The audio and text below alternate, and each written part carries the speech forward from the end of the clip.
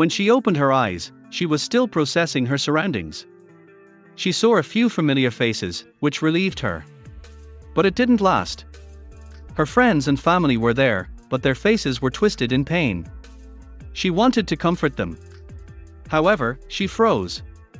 How did everything go wrong? Melanie Dillon was excited to see her best friend after a long time.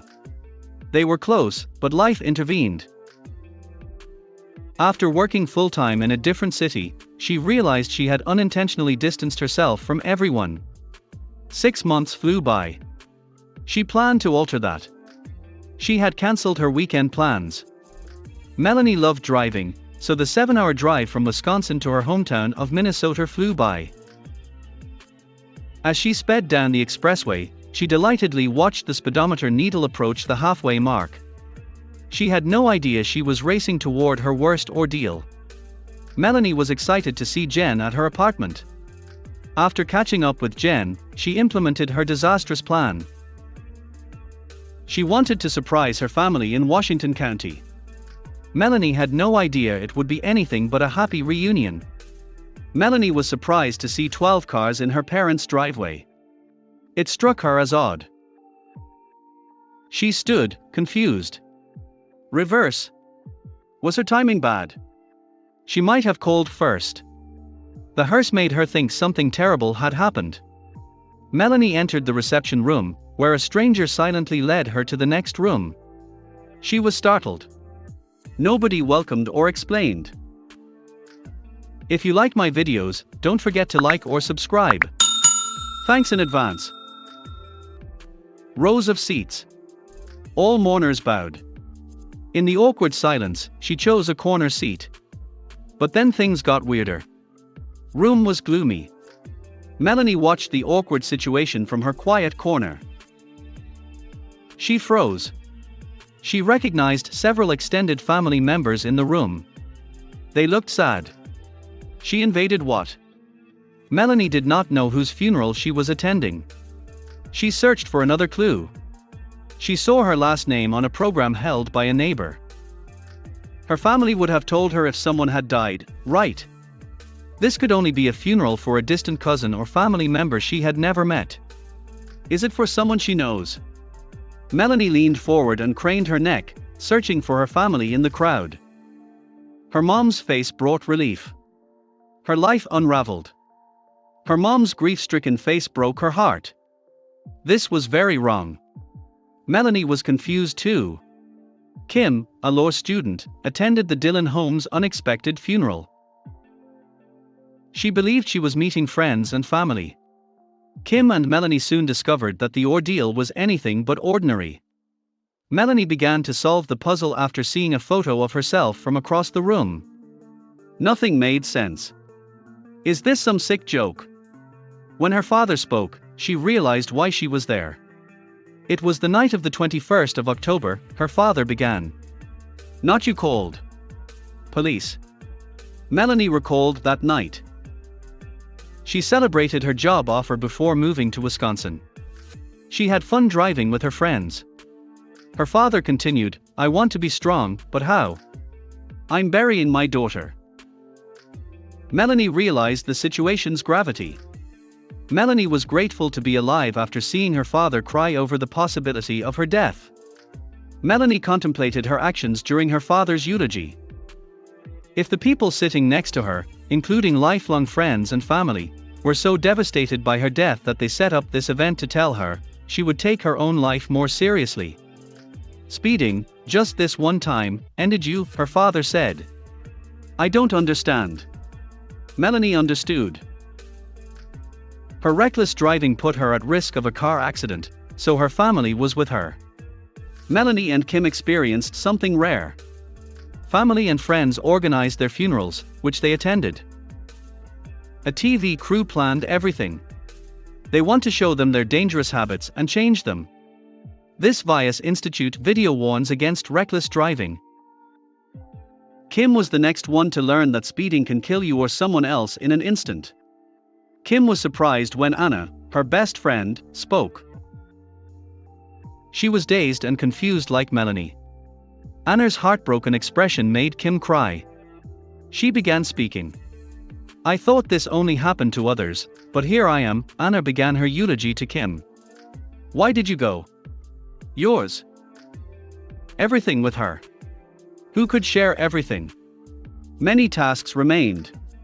Brazil was our April destination. Kim cried after hearing her best friend's words. Kim saw the consequences of her actions, which not everyone does. She realized she would do anything to spare her friends from this pain. It's terrible to see you plucked from our lives like that, Kim's brother said. You were my friend, support, and hope. Despite knowing him her whole life, she had never heard him speak like that. Kim finally understood that her actions have consequences. Kim saw her grave during the ceremony. Standing so close to her grave taught her something profound. She could prevent this, but if she didn't change her driving, she knew what would happen. Melanie felt better. She found purpose.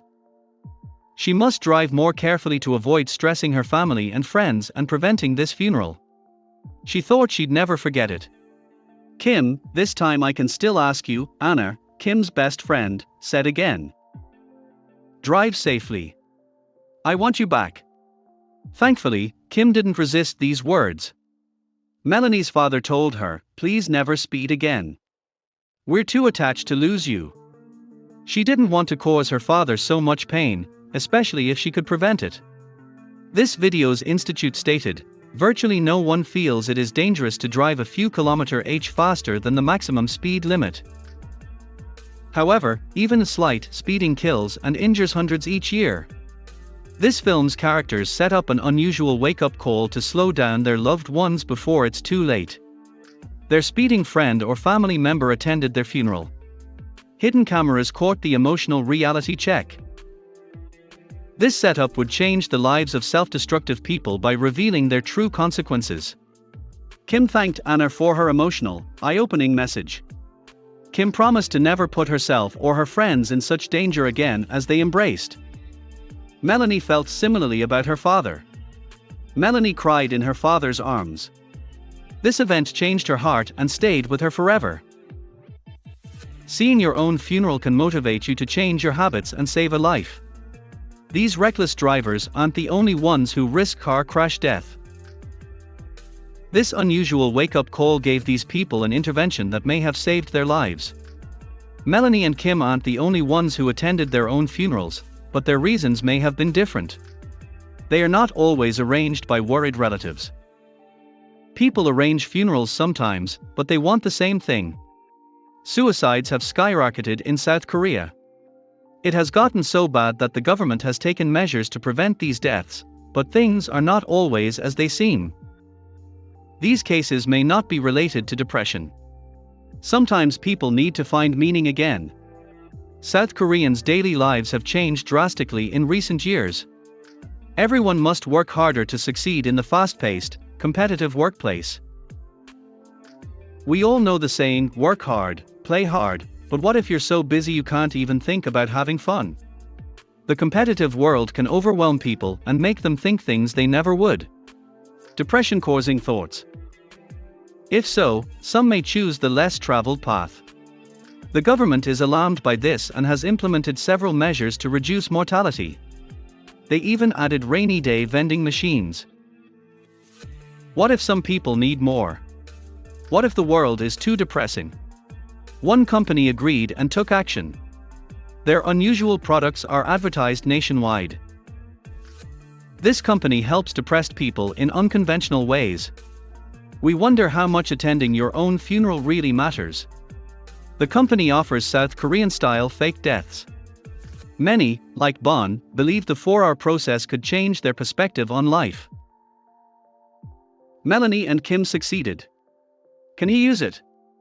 The company thinks program participants often want to quit. They hope this fake death experience where these people attend their own funeral will help them understand their lives. These steps will help them release their pent-up emotions. Bon is part of the work fast, work hard culture that has swept South Korea.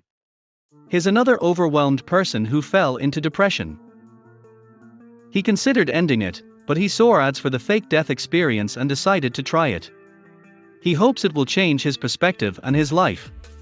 Psychologists believe that people like Bon have suicidal thoughts because they see no other option. Work stress makes even small tasks seem like mountains to them. They also think these fake deaths may help these people temporarily overcome their issues. After booking, the person receives a date for the fake death experience. They'll meet others in a rut and the program's creator at the location. Before beginning preparations, he will explain. The program participants will talk about themselves and why they needed the experience. Bon's work stress and recent breakup caused it. People have different reasons, but they all aim to prevent the same thing. After everyone says why they are there, they get a picture of themselves, a candle, and a blank paper. They must write their last words to loved ones in a suicide note. They are then given South Korean burial gowns and taken to a coffin-lined building. It's emotional for everyone. Participants read their final words to loved ones before entering the coffins for 30 minutes. The hardest part of the process is saying the things they never get to say. South Korean tradition binds their hands and feet before placing them in the coffin. Bon cried after his experience. Despite never mentioning them before, he discussed other issues that bothered him. It wasn't the grand rebirth he wanted, but it gave him a new perspective. Bon and many other South Koreans found their own funerals a blessing that changed their perspectives. Thanks for watching. I'll see you again in the next video.